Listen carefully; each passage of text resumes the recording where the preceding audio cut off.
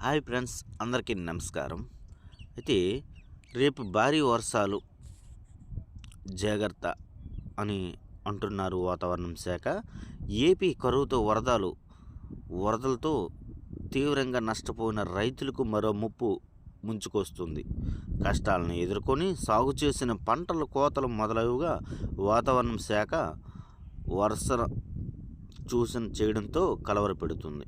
రేపు తిరుపతి, నెల్లూరు, ప్రకాశం, అన్నమయ్య, చిత్తూరు, వైఎస్ఆర్ జిల్లాల్లో అక్కడక్కడ ఉరుములు, మెరుపులతో కూడిన భారీ వర్షాలు కురిసే అవకాశం ఉందని, దీంతో రైళ్లు ముందుగా జాగ్రత్త చర్యలు తీసుకోవడం అధికారులు చెబుతున్నారు.